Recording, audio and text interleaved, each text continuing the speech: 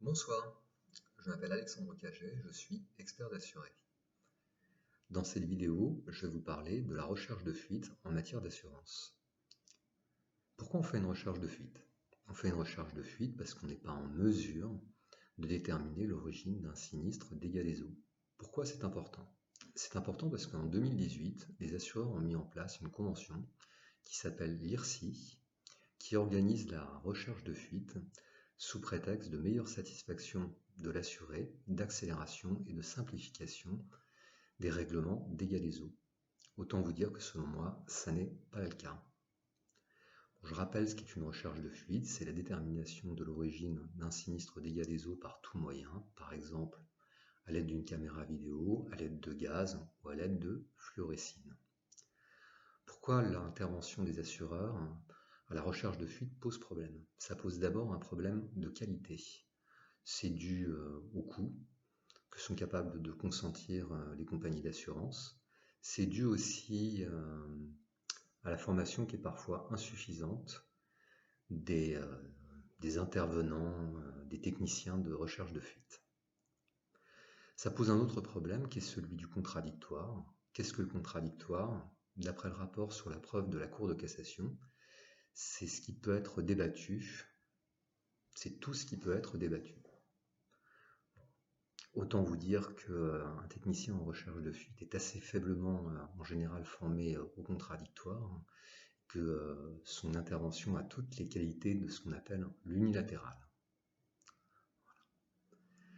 Dans ces conditions, la recherche de fuite sous IRSI ressemble à ce qu'elle était destinée à devenir, donc à une usine à gaz, à tel point que les assureurs ont été obligés de la remanier 2 ans après son entrée en vigueur, à l'été 2020. Ça se passe très bien.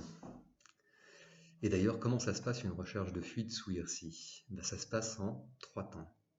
Ça se passe d'abord avec ce qu'on appelle les investigations préalables. Pour les investigations préalables, c'est un terme qui, dans la convention IRSI, recouvre en fait tout ce que vous pouvez faire pour essayer de déterminer l'origine de la fuite et les opérations que va conduire la société de recherche de fuite que vous avez missionnée. Ce qui est intéressant, c'est qu'on appelle ça investigation préalable, on n'appelle pas ça recherche de fuite. La recherche de fuite, elle est réservée au deuxième temps à l'assureur gestionnaire, à savoir, au terme de la convention IRSI, à l'assureur de l'occupant du local endommagé. Alors, le petit problème qui se pose dans ces 2 temps de la recherche de fuite, c'est que ni l'assureur gestionnaire ni vous n'avez accès en copropriété à la totalité des locaux. Accessoirement, ni vous ni l'assureur gestionnaire ne pouvez mener ce qu'on appelle d'investigation destructive. Ces opérations, elles sont réservées au syndic de copropriété qui interviendra en cas d'investigation infructueuse dans un 3e temps. Donc, c'est là où on voit en fait toute la volonté de simplification des assureurs au titre de la convention IRSI, à savoir que auparavant, comment vous faisiez quand vous aviez un sinistre en copropriété? Si vous étiez locataire, vous saisissiez votre copropriétaire bailleur qui saisissait lui-même le syndic qui diligentait une recherche de fuite. Si vous étiez copropriétaire, vous saisissiez le syndic qui diligentait une recherche de fuite. C'était beaucoup plus simple, ça allait beaucoup plus vite. Ce qu'on peut constater aujourd'hui, c'est qu'effectivement, ces latences à l'intervention en recherche de fuite, ça va occasionner des aggravations de dommages, ça va occasionner de nouvelles mesures conservatoires, par exemple l'assèchement, des aggravations de dommages, et effectivement de l'insatisfaction, de la perte de jouissance, toutes sortes de choses qui font que ça se passe pour le mieux, comme le dit la Convention, et dans l'intérêt de la satisfaction de l'assuré. Autre innovation intéressante au terme de cette convention, c'est la mise en place de ce que la convention appelle un expert unique. Alors, un expert unique, c'est quoi? C'est généralement un jeune expert, on appelle ça un expert fréquence, qui va intervenir pour, en général, la totalité des dommages occasionnés à la copropriété, donc une pluralité de dommages, dans un temps relativement réduit. Et il intervient seul.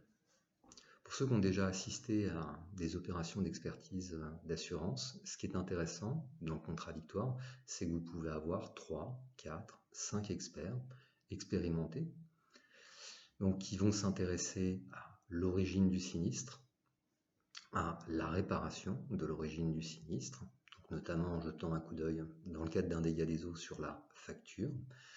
Est-ce qu'elle a été acquittée? Est-ce que les réparations qui sont mentionnées dessus correspondent à ce qu'on peut visualiser? Qui vont s'intéresser aux causes et circonstances du sinistre, qui vont s'intéresser au chiffrage des dommages, tous ensemble. Donc ça va complètement disparaître, ça a complètement disparu avec l'IRSI. Autre innovation tout aussi intéressante et en défaveur de l'assuré, c'est la disparition du procès-verbal d'expertise amiable et contradictoire. Donc ce document en fait récapitulait à la fois les intervenants à l'expertise, assurés et experts, les causes et circonstances du sinistre et le chiffrage des dommages, ainsi que les observations des experts, mais aussi des assurés pour peu qu'ils le demandent gentiment. Donc là aujourd'hui, les assurés n'auront plus accès à ce document qui ne sera plus rédigé et qui leur permettait de faire valoir à minima leurs observations et aussi leurs protestations. Encore une autre innovation qui est tout aussi intéressante et encore en faveur de l'assuré dans la convention IRSI, c'est la mention qui est faite d'éviter au maximum la judiciarisation des litiges par l'assuré. Alors pourquoi faut-il éviter, au sens de la convention IRSI, la judiciarisation des litiges par l'assuré? Selon moi, pour une raison, c'est que quand vous saisissez le juge de votre insatisfaction, il missionne un expert judiciaire. Et que l'expert judiciaire, il va agir dans un cadre contradictoire, il va avoir le temps, il a généralement un différentiel de compétences, et il va être assez peu clément avec les sociétés de recherche de fuite ou les experts uniques qui ont été incompétents ou en tout cas peu diligents.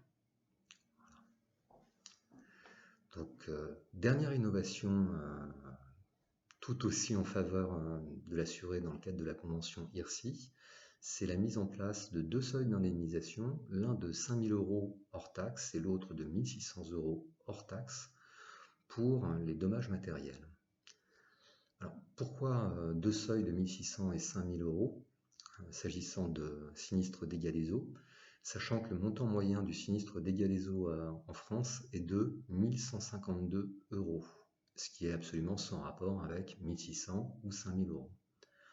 Alors il y a pléthore d'avis sur la question, moi j'ai le mien, à savoir que ça va permettre, ou ça permet déjà actuellement, à un certain nombre d'assureurs de limiter les indemnités qu'ils vont verser aux assurés, tout simplement parce que on a une tentation, quand on a une réclamation qui est supérieure à 5 000 €, de la faire passer en dessous du seuil de 5 000 €. Même chose quand on a une réclamation supérieure à 1 600 €, on va tenter de la faire passer en dessous du seuil de 1 600 € au détriment de l'assuré.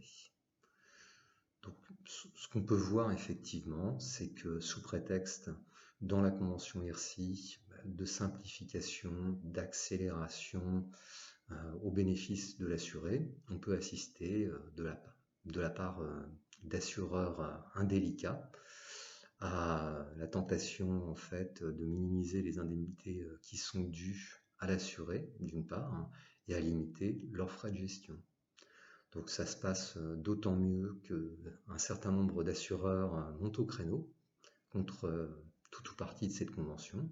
J'en veux pour preuve la Maïf, qui éprouve des difficultés en matière de recherche de fuite et qui le fait savoir, tout simplement parce que en fait c'est un assureur militant qui, quand elle ne garantit pas les frais de recherche de fuite exposés par son assuré, va chercher à les recourir contre l'assureur du responsable. Et cette convention, en fait, l'en empêche.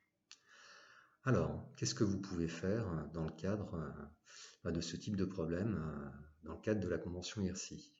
Eh bien, vous pouvez m'appeler, tout d'abord au fin de me permettre de vous assister dans le cadre des opérations de recherche de fuite, pour peu que vous ayez relevé le nom du technicien de recherche de fuite qui est intervenu, ses références et ses coordonnées.